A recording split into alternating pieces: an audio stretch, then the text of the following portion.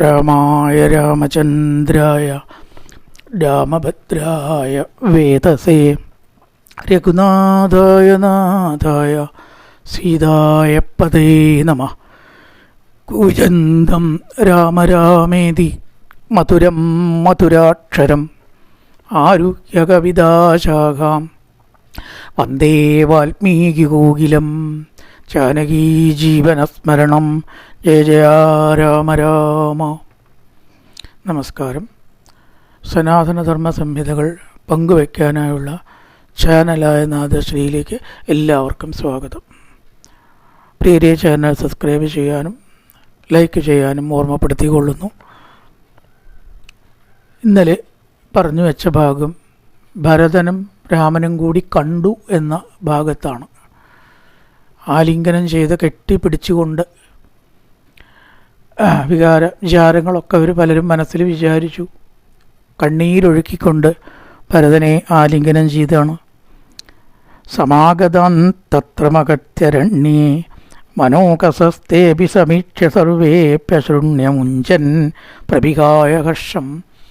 കണ്ടതുകൊണ്ടുള്ളതായിട്ടുള്ള സന്തോഷം കൊണ്ടും ഏട്ടൻ്റെ അവസ്ഥ ആലോചിച്ചിട്ട് ഭരതന് വളരെയധികം ദുഃഖമാണ് ഉണ്ടായത്. കണ്ടതുകൊണ്ടുള്ള സന്തോഷവും ഉണ്ടായി. രണ്ടും കൂടി ചേർന്ന് ആനന്ദക്കണ്ണീരും ദുഃഖക്കണ്ണീരും ഒരുപോലെ ഒഴുകി. അങ്ങനെ ഒരു ഭാവം അവിടെ ഉണ്ടായി. തുടർന്ന് ഇന്നലെ പറയേണ്ടായി രാമൻ്റെ ഒരു കുശലപ്രശ്നമാണ് ശരിക്ക്. എന്താ സുഖല്ലേ, എന്തേ വരാൻ ഭരത അവിടെ വരാൻ എന്നൊക്കെയല്ലേ ചോദിക്കണ്ടു. പക്ഷെ അതൊന്നും അല്ല. ഇവിടെ ഒരുപാട് ശ്ലോകങ്ങൾ ഇന്നലെ പറഞ്ഞു, 76 ശ്ലോകം. എന്തിനാണ് കുശലപ്രശ്നം എത്രയൊക്ക എന്നാണെങ്കിൽ, അതിൽ കൂടെ ഒരു രാജാവ് അല്ലെങ്കിൽ ഭരണാധികാരി അനുഷ്ഠിക്കേണ്ട ധർമ്മം എന്തൊക്കെയാണ് എന്ന് വായനക്കാരെ അല്ലെങ്കിൽ പാരായണം ചെയ്യുന്നവരെ, അനുവാചകരെ എന്ന് പറയില്ല, അവരെ ബോധിപ്പിക്കുക എന്ന കടമ അല്ലെങ്കിൽ കർത്തവ്യം പുരാണ ഇതിഹാസങ്ങൾക്കുണ്ട്. കഥ പറഞ്ഞു പോവുക എന്നല്ല. കഥ എന്തിനു വേണ്ടിയോ പ്രധാനമാണ്. തത്വങ്ങളും കാര്യങ്ങളും മനസ്സിലാക്കാനും തദ്വാര മനുഷ്യൻ നന്നാവാനുമാണ് ഇതിഹാസ പുരാണങ്ങൾ. ലക്ഷ്യം അതിനകത്തുണ്ട്. ഒരാളുടെ കഥ പറഞ്ഞു, എന്തെങ്കിലുമൊക്കെ പറഞ്ഞു കൂട്ടാൻ പല കഥകളും. അതായത് ഈ സാഹിത്യ സംഗതികൾ, സങ്കല്പത്തിനെ പറ്റി തന്നെ രണ്ടഭിപ്രായം. ആർട്ട് എന്ന് പറയുന്നത് എപ്പോഴും ഒരു ലിവിങ് അതിൻ്റേതായിട്ടുള്ള ആവശ്യത്തിനാവണം. കലയ്ക്ക് വേണ്ടി എന്നും ഒരാശയമുണ്ട്. ഇതിഹാസ പുരാണങ്ങൾ ഒരിക്കലും കലയ്ക്ക് വേണ്ടി എന്ന ആശയത്തിലല്ല. കല ജീവിതത്തിന് വേണ്ടിയാണ്. അതിനൊരു ഉദ്ദേശമുണ്ട്. ജീവിതത്തെ നന്നാക്കാനും പടുത്തുയർത്താനും കെട്ടിപ്പടുക്കാനും മെച്ചപ്പെടുത്താനും ഉള്ള ഉപാധിയായിട്ടും അതിൻ്റെ മാർഗവും അല്ലെങ്കിൽ അതിൻ്റെ ഒരു എന്താ പറയുക, അതിനു വേണ്ടിയും കൂടിയുള്ള ഒന്നാണ് ഈ കല, ഇതിഹാസം, പുരാണം എന്ന് ഒരു ലക്ഷ്യം അവയ്ക്ക് കരുതിയിരുന്നു പണ്ട് എന്ന് ഈ ഒരു അധ്യായം മാത്രം നോക്കിയാൽ നമുക്ക് മനസ്സിലാവും. എല്ലാം അങ്ങനെ തന്നെയാണ്. എന്നാലും അതായത് ഇവിടെ എത്രയാ ചോദിച്ചാൽ പറഞ്ഞു, കാക്കൽ നമസ്കരിച്ചതായിട്ടുള്ള ഭരതനെ പിടിച്ച് എഴുന്നേൽപ്പിച്ച കുഞ്ഞേ അച്ഛൻ എവിടെ എന്നാണ് ആദ്യം ചോദിക്കണത്. അമ്മമാർ വന്നിട്ടുണ്ട്, ചോദിക്കേണ്ട ആവശ്യമില്ല. അച്ഛൻ എവിടെ? കൊനുദേ ഭൂൽപിതാ താത യദരണ്യം ത്വം ആഗത. നീ എന്തിനു വേണ്ടിയിട്ടാണ് കാട്ടിൽ വന്നത്? നഖിത്തം ജീവതസ്തസ്യ വനം ആഗന്തുമർഹസി. നീ വനത്തിൽ വരേണ്ടവനല്ലല്ലോ. എന്താ മുഖത്ത് വല്ലാത്ത വൈക്ലഭ്യം കാണുന്നു, എന്ത് പറ്റി? പിന്നെ അങ്ങോട്ടുള്ള ചോദ്യങ്ങളാണ്. കച്ചിദ്ധാരയതേ രാജാതാത എത്വമിഹാഗത. അച്ഛന് സുഖം തന്നെയല്ലേ? അച്ഛന് ആപത്തൊന്നും ഇല്ലല്ലോ. എന്തിനാണ് നീ ഇങ്ങോട്ട് വന്നത്? അച്ഛൻ ഞാൻ പോന്നിട്ടുള്ളതായ ദുഃഖത്തിൽ വിഷമിച്ച് അറ്റം വരെയുള്ള കാര്യം, അതായത് മരണം, വല്ലതും സംഭവിച്ചോ നമ്മുടെ അച്ഛന്? കച്ചിൽ സൗമ്യജ്ഞതയെ രാജ്യം ഭ്രഷ്ടം ബാലസ്യ ശാശ്വതം. എൻ്റെ കയ്യിൽ നിന്ന് ശത്രുക്കൾ ആരെങ്കിലും രാജ്യം തട്ടിപ്പറിക്കുക, അങ്ങനെ വല്ലതും ഉണ്ടായോ? പിന്നെ അച്ഛനെ നീ ശുശ്രൂഷിക്കുന്നില്ലേ? അപ്പം മകൻ്റെ ധർമ്മമാണ് എന്ന് ബോധിപ്പിക്കണു. കച്ചി ശുശ്രൂഷസേതാത പിതുസത്യപരാക്രമ. സത്യപരാക്രമനും സത്യത്തിൽ നിഷ്ഠനുമായിട്ടുള്ള അച്ഛനെ നീ ശുശ്രൂഷസേ, വേണ്ട വിധം ശുശ്രൂഷിക്കുന്നില്ലേ? അവിടെ പുത്രകടമയാണ് കഥയെ കൂടെ നമ്മളെ ഓർമ്മിപ്പിച്ചിരിക്കുന്നത്. അച്ഛൻ അത് പുത്രൻ്റെ എപ്പോഴുമുള്ള ബാധ്യതയാണ്. കച്ചിത് ദശരഥോ രാജാ കുശലീ സത്യസങ്കര. അച്ഛൻ സത്യം തന്നെയല്ലേ, സുഖം തന്നെയല്ലേ, സുഖമായിട്ട് തന്നെയല്ലേ ഇരിക്കുന്നത്? പിന്നെ ചോദിച്ചു കച്ചിൽ ബ്രാഹ്മണോ വിദ്വാൻ ധർമ്മനിത്യോ മഹാദ്വിതി. ധർമ്മനിഷ്ഠയോട് കൂടിയിട്ടും തന്നെയല്ലേ വസിഷ്ഠൻ മുതലായിട്ടുള്ള ഇക്ഷ്വാകുവംശ ഗുരുക്കന്മാരെ നീ ശുശ്രൂഷിക്കുന്നത്? അവരെയൊക്കെ വേണ്ട പോലെ വണങ്ങി പൂജിക്കാറ് പതിവില്ലേ? പുരോഹിതരെയും ആത്മീയ ആചാര്യന്മാരെയും ബഹുമാനിക്കേണ്ടത് കടമയാണ്. ഓർമ്മിപ്പിച്ചിരിക്കുകയാണ് അത് കൂടെ ചെയ്തിരിക്കണം. വെറുതെ ചോദ്യമല്ല അത്. താത കച്ചിച്ച കൗസല്യ സുമിത്രാച പ്രജാപതി സുഖിനി കച്ചിദാര്യാച ദേവീ നന്ദതി കൈകേയി. കൗസല്യ, സുമിത്ര, അതുപോലെ തന്നെ കൈകേയി മുതലായിട്ടുള്ളവരെല്ലാം ആ മാതൃസ്ഥാനത്ത് കണ്ട് നിനക്ക് ബഹുമാനിക്കാൻ കഴിയുന്നില്ലേ?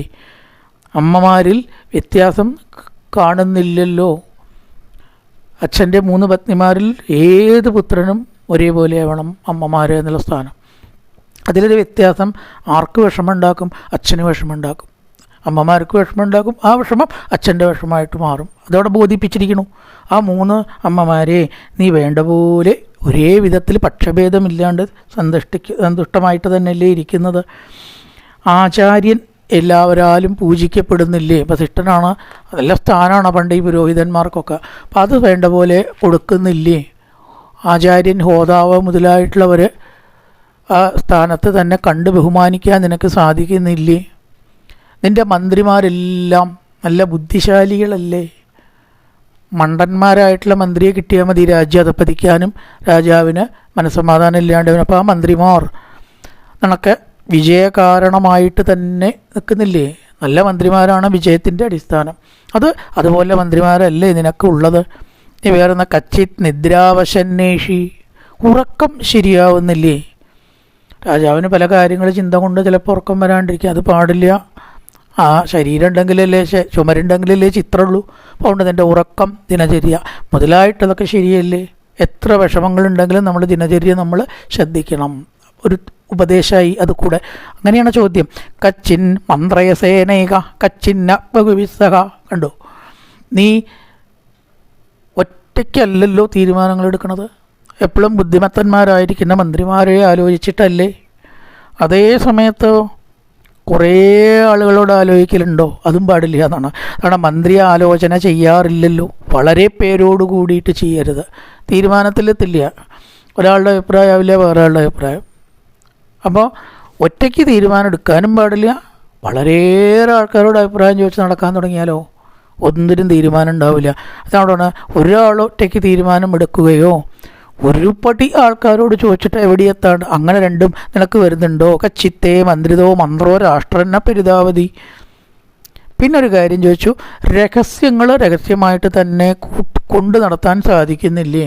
രഹസ്യം സൂക്ഷിക്കുക എന്ന് അതൊക്കെ ഇപ്പോൾ ഭരതൻ രാജാവാണ് എന്ന നിലയ്ക്കാണ് ചോദിക്കണത്. രാജാവ് അല്ല എന്നുള്ളത് പിന്നെയല്ലേ അറിയാൻ പോകുന്നുള്ളൂ.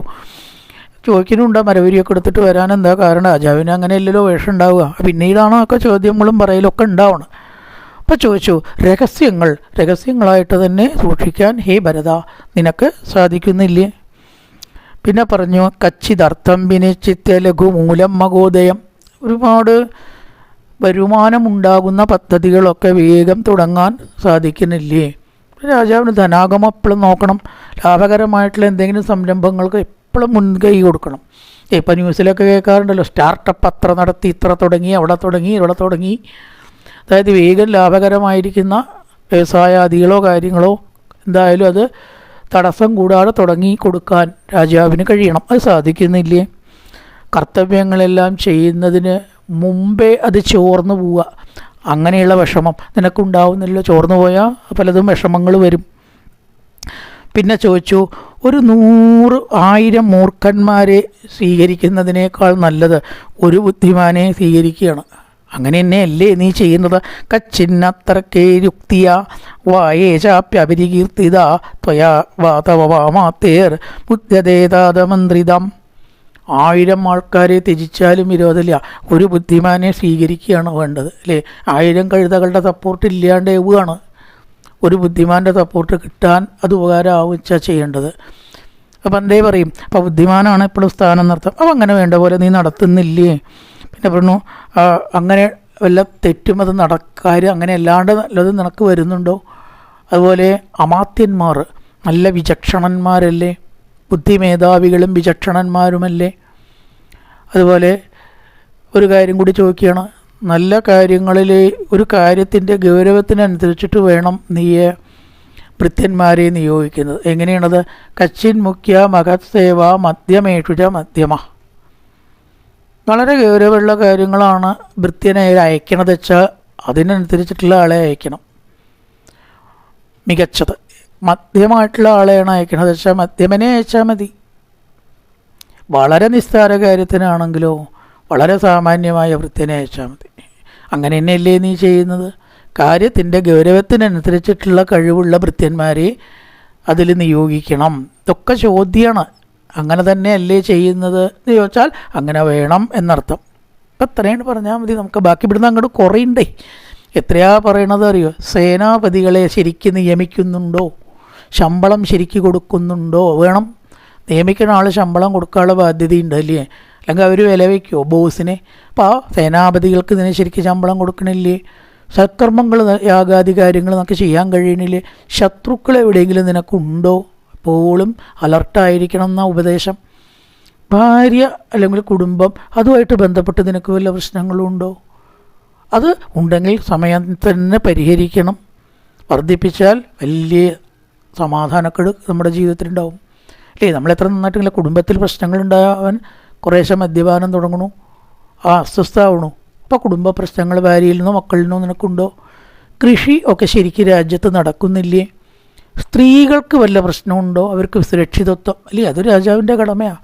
സ്ത്രീകൾക്ക് സുരക്ഷിതത്വം ശരിക്ക് കൊടുക്കാൻ നിനക്ക് കഴിയുന്നില്ലേ നിൻ്റെ രാജ്യത്ത്? ജലം എല്ലാ ദിക്കിലും എത്തണില്ലേ എന്ന്? കുടിവെള്ളം, ജലസേചനം, ഇതിനെല്ലാ ദിക്കിലേക്കും വെള്ളം എത്തിച്ചു കൊടുക്കല്ലേ? ജലജീവൻ പദ്ധതിയൊക്കെ ഇപ്പോൾ നമ്മൾ കാണുന്നില്ലേ? രാജാവിൻ്റെ കടമയാണ് ശാസ്ത്രം പറയണത്. വെള്ളം, ഒരു കുട്ടി പോലും വെള്ളം കുടിക്കാതെ ഇരിക്കാൻ പാടില്ല. കൊടുക്കണം. ഏതെങ്കിലും മാർഗത്തിൽ കുടിവെള്ളം എത്തിച്ചേ പറ്റൂ. ജലം, ജലസേചനത്തിന് കുടിക്കാൻ എന്നീ കാര്യങ്ങൾ രാജാവായ നിനക്ക് എൻ്റെ പുത്രഭാവത്തിലുള്ള പ്രജകൾക്ക് കൊടുക്കാൻ കഴിയുന്നില്ലേ? ഇങ്ങനെ അനവധി ചോദ്യങ്ങൾ. അങ്ങനെ തന്നെയല്ലേ നടക്കുന്നത്?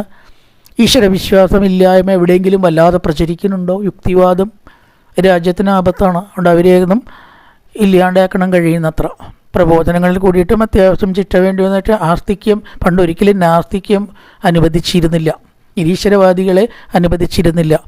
അനൃതം, ക്രോധം, അതുപോലെ ദുഷ്ടത്തരം, ദുശ്ശീലങ്ങൾ ഇതൊക്കെയുള്ള ആളുകൾ ഉണ്ടോ നിൻ്റെ രാജ്യത്ത്? ഈ വക ധർമ്മങ്ങളൊക്കെ ശരിയായിട്ട് അനുഷ്ഠിക്കുന്ന രാജാവ് സ്വർഗം പോകും, സ്വർഗത്തിലെത്തും. മരണശേഷം അവൻ എപ്പോഴും ശ്രേയസ്സായിരിക്കും എന്ന് കുറേ ചില പ്രശ്നങ്ങൾ ചുരുക്കി നമ്മൾ പറഞ്ഞിച്ചു കേട്ടു. ഭരതൻ്റെ മറുപടി എന്താ? രാമസ്യ വചനം ശ്രുത്വാ ഭരത പ്രത്യുവാചഃ കിമ്മേ ധർമാത് വിഹീനസ്യ രാജധർമ്മ കരിഷ്യതി. ഏട്ടാ, അധർമ്മത്തിനെ കെട്ടിപ്പുണർന്ന ഞാൻ എന്ത് രാജധർമ്മമാണുള്ളത്? ഞാൻ തന്നെ ധർമ്മത്തിൽ നിന്ന് ഭ്രഷ്ടനല്ലേ? എൻ്റെ ധർമ്മമാണ് പിന്നെ ഞാൻ നോക്കുക. എൻ്റെ ധർമ്മം ഞാൻ ആദ്യം നോക്കണ്ടേ, എന്നിട്ട് വേണ്ടേ പ്രജകളുടെ ധർമ്മം നോക്കാൻ? അതാണ് ചോദ്യം. രാജധർമ്മത്താൽ ഞാൻ എന്തിനാ ഇനി അതിനെ ചിന്തിച്ചിട്ട് എന്തു കാര്യം? കിമ്മേ ധർമാത് വിഹീനസ്യ, ധർമ്മമില്ലാത്ത എനിക്ക് രാജധർമ്മ കരിഷ്യതി, രാജധർമ്മം കൊണ്ട് എന്ത് കാര്യം? ശാശ്വതോയം സദാ ധർമ്മസ്ഥിതോത്മാസു നരർഷഭ ജ്യേഷ്ഠപുത്രേതിരേ രാജൻ നക്കനീയാൻ ഭവേൻ നൃപ. ഈ നൃപ അത് ബാന്നാ വിളിക്കണ. രാമനെ രാജാവാക്കി കണ്ടിരിക്കണേ. ഏറ്റവും വയസ്സിന് മൂത്തതായിരിക്കുന്ന പുത്രൻ ജീവിച്ചിരിക്കെ കനിഷ്ഠനായിരിക്കുന്ന പ്രായം കുറഞ്ഞ ഞാൻ എങ്ങനെ രാജാവാവും? ഇത് നമ്മുടെ പാരമ്പര്യമാണോ? ഇത് നിയമമാണോ? ഇത് ധർമ്മമാണോ? എൻ്റെ കാര്യത്തിൽ തന്നെ ധർമ്മം ഞാൻ തെറ്റിച്ചില്ലേ? ഞാൻ ധർമ്മഭ്രഷ്ടനായി. അപ്പോൾ ഇനിയും രാജധർമ്മം കൊണ്ട് ഞാൻ എന്ത് നോക്കാനാ? ഇതാണ് ആദ്യത്തെ ഉത്തരം. അതുകൊണ്ട് എനിക്കൊരൊറ്റ തന്നെയാണ് ആദ്യം തന്നെ പറയാനുള്ളൂ. എന്താ അത്? അവസാനവും അഭിഷേചയാത്മാനങ്കുലസ്യാസ്യ ഭവായന, നമ്മുടെ കുലത്തിൻ്റെ പാരമ്പര്യത്തിനും പ്രജകളുടെ ക്ഷേമത്തിനും രാജ്യത്തിൻ്റെ നന്മയ്ക്കും ഏട്ടൻ രാജാവണം. ഇനി കുറേ മുഖവരെയൊന്നും പറഞ്ഞില്ല, അതാ ആദ്യം തന്നെയാണ് പറഞ്ഞു. രാജാനം മാനുഷം രാഹുർ ദേവത്വേ സമ്മതോ മമ. ഏട്ടാ, ഈ രാജാ പ്രത്യക്ഷ ദൈവതം എന്നല്ലേ, രാജാവ് ഈശ്വരനായിട്ടാണ് പല ദിക്കിലും പറയണത്. അപ്പം നമ്മുടെ അച്ഛനായ ദശരഥൻ അങ്ങനെ ആവണ്ടേ? ചിലരൊക്കെ പറയുന്നു രാജാനം മാനുഷം, രാജാവ് മനുഷ്യനാണെന്ന് പറയണു. ഞാൻ പറയണത് എന്താ അറിയോ? ഈശ്വരനാണ്. ഭരതൻ്റെ അഭിപ്രായമാണ് രാജാവ് ദേവനാണ്. പൊതുവേ അഭിപ്രായമാണ് മനുഷ്യനാണെന്ന്. രാജാനം മാനുഷം പ്രാഹു, അങ്ങനെ ആൾക്കാർ പറയുന്നു മനുഷ്യനാണെന്ന്. ഞാൻ എന്താ പറയണത്? ദേവത്വേ സമ്മതോ മമ. ഞാൻ പറയുകയാണെന്ന് വെച്ചാൽ രാജാവ് ദൈവമാണ് എന്നാണ് പറയേണ്ടത്. യസ്യ ധർമാർത്ഥസഹിതം വൃത്തമാഹുരമാനുഷം. ആ അച്ഛൻ എപ്പോഴും ധർമ്മസഹിതമായിട്ടുള്ള നിഷ്ഠ വേണം. ഇവിടെ അത് തെറ്റിക്കപ്പെട്ടിരിക്കുന്നു. പറയണ കൈകേയസ്തേ ച മയിതു ത്വയി ചാരണ്യമാശ്രിതേ ദിവാമാര്യോ ഗതോ രാജ യായജൂഹ സദാം മത. ഏട്ടാ, അവിടുന്ന് ഈ രാജ്യം വിട്ട് വനത്തിലേക്ക് വന്നതോടുകൂടി അങ്ങയിൽ ലയിച്ച മനസ്സോട് കൂടിയിട്ട് ആ പിതാവ് സ്വർഗീയനായി പോയി കഴിഞ്ഞു. ആദ്യമായിട്ട് കേൾക്കുകയാണ് രാമൻ ഭരതൻ്റെ നാവിൽ നിന്ന് അച്ഛൻ്റെ മരണവാർത്ത. സുജനപ്രിയനും യജ്വാവും അനവധി യാഗങ്ങൾ നടത്തിയിട്ടുള്ള പൂജ്യനായിട്ടുള്ള നമ്മുടെ പിതാവ് പറഞ്ഞ് അവസാനിപ്പിക്കാൻ സഹായിക്കണില്ല ഭരതന്. ദിവമാര്യോ ഗതോ രാജ യജൂകസദം മത. നമ്മളെ ഏട്ടനെ തന്നെ ചിന്തിച്ച് ഏട്ടൻ്റെ ആത്മാവുമായിട്ട് ഒന്നായി അതന്നെ ആയിട്ടിതാ എന്നേക്കുമായിട്ട് നമ്മളെ വിട്ടുപോയി എന്ന് പറയുകയാണ്. നിഷ്ക്രാന്തമാത്രേ ഭവതി സഖസീതേ സ ലക്ഷ്മണേ ദുഃഖശോകാഭിഭൂതസ്തു രാജാതിദിപമപ്യകാൽ. അങ്ങ് സീതയോടും ലക്ഷ്മണനോടും പോകുന്ന ഉടനെ അധികം താമസിയാണ്ടേ ശോകമോഹങ്ങളാൽ രാമാ സീതേ ലക്ഷ്മണ എന്ന് വിളിച്ച് പരലോകത്തെ പ്രാപിച്ചു. ത്രിദിവം അപ്യകാൽ, ത്രിദിവം സ്വർഗത്തിലേക്ക് പോയി എന്നങ്ങനെ പറയുകയാണ്. ഇത് കേട്ടതോടു കൂടിയിട്ട് രാമൻ മൂർച്ഛിച്ചങ്ങനെ വീഴുകയാണ്. ഉത്തിഷ്ഠ പുരുഷ വ്യാഘ്രക്രിയതാമുദകം വിധു. ഉത്തിഷ്ഠ എന്ന് പറയുന്നത് കൊണ്ട് നമ്മൾ മനസ്സിലാക്കണം രാമൻ വീണു എന്ന്. ഇവിടെ പറഞ്ഞിട്ട് അടുത്ത് പറയുന്നുണ്ട്, അടുത്ത വരി അതാണ്. പക്ഷെ ഇപ്പം തന്നെ ഉത്തിഷ്ഠ എന്ന് പറഞ്ഞാൽ എന്താ അർത്ഥം? വീണ ഉടനോടെ ശ്ലോകം വന്നില്ല, ശ്ലോകം അടുത്ത സർഗത്തിലാണ് പറഞ്ഞത്. ഈ 2 ശ്ലോകം ഈ സർഗം അവസാനിക്കുകയായി. അപ്പോൾ ഇവിടെ പറഞ്ഞു ഉത്തിഷ്ഠ, അപ്പോൾ വീണിട്ടുണ്ടാവണം എന്ന് നമുക്ക് ഊഹിക്കണം. ഉത്തിഷ്ഠ പുരുഷ വ്യാഘ്രക്രിയതാമുദകം വിധു. ഇനി ഏട്ടൻ്റെ ധർമ്മം എന്താണ്? ആ മരിച്ച അച്ഛൻ്റെ ആത്മാവിന് ഉദകക്രിയ ചെയ്യണം. ഉദകം ക്രിയതാമുദകം പിതു അഹഞ്ചായഞ്ച ശത്രുഘ്ന പൂർവമേവ കൃതോദകവും. ഞാനും ശത്രുഘ്നനും മുമ്പ് തന്നെ ക്രിയ ചെയ്തു, ഞങ്ങളുടെ കഴിഞ്ഞിരിക്കണു. ഇനി ഏട്ടൻ അത് ചെയ്യണം. പ്രിയേണ കലു ദത്തങ്കി പിതൃലോകേഷു രാഘവ അക്ഷയം ഭവതീത്യാകുർഭവാം ചേവ പിതുപ്രിയ. നമ്മൾ ചെയ്യുന്ന ആ പിതൃക്രിയയാണ് പരലോകത്ത് മരിച്ച ആത്മാവ് ശ്രേയസ് അല്ലെങ്കിൽ അച്ഛന് ശ്രേയസ്. അങ്ങയിൽ തന്നെ ലയിച്ച മനസ്സോടുകൂടി ത്വാമേവ ശോചൻ തവ ദർശനേപ്സോ ത്വയ്യേവ സക്താം അനിവർത്തിയ ബുദ്ധിം ത്വയാ വിഹീന തപശോക രുഗ്ണ ത്വാം സംസ്മരന്നേവ ഗതപിതാതേ. അങ്ങയുടെ ജ്യേഷ്ഠൻ അങ്ങയെ തന്നെ ചിന്തിച്ച്, സീത ലക്ഷ്മണൻ മുതലായവരെ ചിന്തിച്ച് പരലോകം പ്രാപിച്ചു എന്ന ദുഃഖവാർത്ത എനിക്ക് പറയാതിരിക്കാൻ വയ്യ. ഏട്ടനോട് എങ്ങനെ പറയാമെന്ന് വിചാരിച്ച് ഇപ്പോൾ പറയാതിരിക്കാൻ പറ്റുമോ? പക്ഷേ വളരെ വിഷമത്തോടു കൂടി എനിക്കത് പറയേണ്ടി വന്നിരിക്കുന്നു. ഇപ്പം എന്തിനാണ് ഉത്തിഷ്ഠ എന്ന് പറഞ്ഞത്? അതടുത്ത ശ്ലോകം. ത്വാം ചിത്വാ കരുണാം വാചം പിതൃമരണസംഹിതാം. പിതാവിൻ്റെ മരണ വാർത്ത കേട്ടിട്ട് രാഘവോ ഭരതേനോക്താം ബഭൂവ ഗതചേതന. മരിച്ച പോലെയായി. ശരിക്കും ജീവൻ പോയിട്ട് ദശരഥൻ്റെ ആണെങ്കിലും ഇവിടെ കണ്ടാൽ തോന്നുക രാമൻ്റെ ജീവൻ പോയി എന്നാണ്. അത്രമാത്രം നിശ്ചേട്ടനായിട്ടതാ ഒരു വലിയ ആന വെള്ളക്കെട്ട് പെട്ട വീണ് മറയണത് പോലെ മറിഞ്ഞ് വീണു. സ്വയം നിയന്ത്രിക്കാൻ പറ്റാതെ വനേ പരശുനാകൃത്തതാവൂപി പപാദ. വലിയ മഴുവിൻ്റെ ആ വെട്ടലേറ്റിട്ടൊരു വൃക്ഷം വീണതുപോലെ പ്രകാരം വൃക്ഷം വീണുവോ, അല്ലെങ്കിൽ വജ്രായുധം ഇന്ദ്രൻ്റെ വജ്രായുധം ഏറ്റിട്ട് ഒരു ആരാ ഏറ്റച്ചാൽ അവൻ വീഴുന്നത് പോലെ. വജ്രായുധം പതിച്ചാൽ പിന്നെ എല്ലാവരുടെയും ആരായാലും കഥ കഴിഞ്ഞു ഇല്ലേ? വാസവനയച്ച വജ്രായുധം പോലെ ഇവിടെ ഉപമ പറഞ്ഞിരിക്കുകയാണ്. പ്രകൃത്യരാമോ ബാഹുവൈ പുഷ്പിതാഗ്രൈവ ദ്രുമ, വലിയൊരു മരം വീഴുന്നത് പോലെ വാഗ്വജ്രം, ഭരതൻ്റെ വജ്രായുധം ഏറ്റതുപോലെ ചില ഉപമകൾ പലതും പറഞ്ഞു. നിലത്ത് വീണ് മറിഞ്ഞ് വീണ് ഒരാന വീണതുപോലെ അതാ കീഴ്പ്പെട്ടു വീണ് പല ഉപമകൾ പറഞ്ഞിരിക്കുകയാണ്. പിന്നെ പരസ്പര ബന്ധമില്ലാതെ എന്തൊക്കെയോ പറയാൻ തുടങ്ങി. സദുസഞ്ജാം പുനർലബ്ധ്വ, കുറച്ചിങ്ങനെ മോഹാലസ്യം മാറി വെള്ളമൊക്കെ തെളിച്ച ഒരു സാധനപ്പെടുത്തി പറഞ്ഞതോടുകൂടി പുനർലബ്ധ്വ നേത്രാഭ്യാം അസ്ത്രജൻ, നേത്രത്തിൽ കൂടെ കണ്ണുനീരൊഴുക്കി, നേത്രാഭ്യാം ആശ്രമുസ്ത്രിജൻ, കണ്ണിൽ കൂടെ വെള്ളത്തെ ഒഴുക്കിക്കൊണ്ട്, ഉപാക്രാമതകാഗുസ്ത കൃപണം ബഹുഭാഷിതും, എന്തൊക്കെയോ ജൽപ്പനം പറയാനായിട്ട് തുടങ്ങി.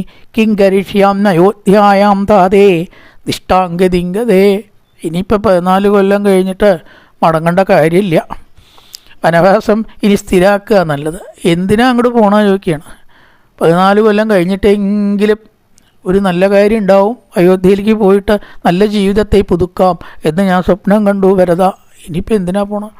രാജാവില്ലാത്തതായിട്ടുള്ള അയോധ്യയെ ആര് രക്ഷിക്കും? ആ അയോധ്യയെ ആരാഗ്രഹിക്കും? ആ അയോധ്യയിലേക്ക് എന്തിനു പോകണം?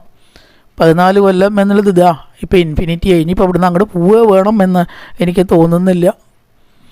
ആ മരിച്ച അച്ഛനെ സംസ്കാരം ചെയ്യാൻ പോലും എനിക്ക് സാധിച്ചില്ലല്ലോ. ഭരത, ശത്രുഘ്ന, നിങ്ങൾ ഭാഗ്യവാന്മാരാണ്. ഞാൻ എന്നൊരു പുത്രൻ ഉണ്ടായിട്ട് എൻ്റെ അച്ഛന് എന്ത് കാര്യം ഉണ്ടായത്? മരിച്ച ശേഷക്രിയ ചെയ്യാൻ കൂടി പറ്റില്ലെങ്കിൽ എന്നെ എന്തിനാ പറ്റുക എന്നൊരാൾ ചോദിച്ചാൽ ഞാൻ എന്താണ് ഭരത സമാധാനം പറയുക? ഒന്നുമില്ലെങ്കിൽ അതെങ്കിലും ചെയ്യണ്ടേ? എന്നെ കൊണ്ട് ഒരു പുത്രൻ എന്ന് പറയാൻ എനിക്ക് എന്ത് യോഗ്യതയാണുള്ളത്? ജീവിച്ചിരിക്കുമ്പോഴോ എന്ത് സന്തോഷമാണ് ഞാൻ കൊടുത്തത്?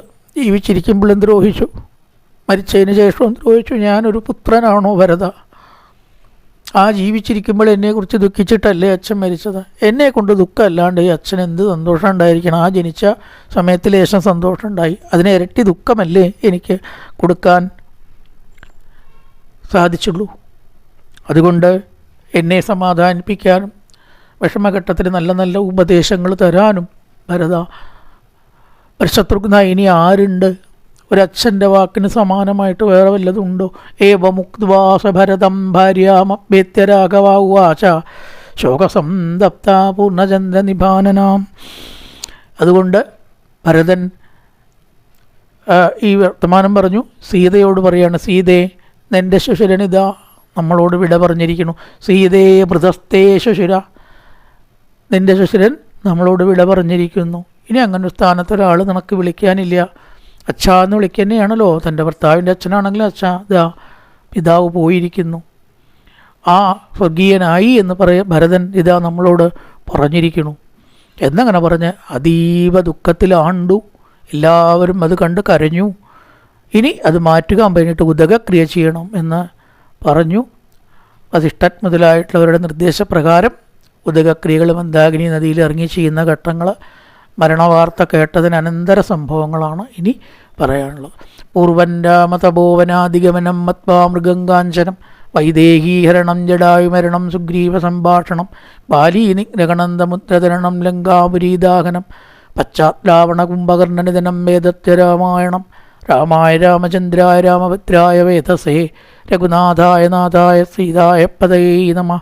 ഓം പൂർണ്ണമദ പൂർണ്ണമിദം പൂർണ്ണാൽ പൂർണ്ണമുദച്യതേ പൂർണ്ണസ്യ പൂർണ്ണമാദായ പൂർണ്ണമേവാവശിഷ്യതേ. ഓം ശാന്തി ശാന്തി ശാന്തി. ഹരി ഓം ശ്രീ ഗുരുഭ്യോ നമഃ. ഹരി ഓം.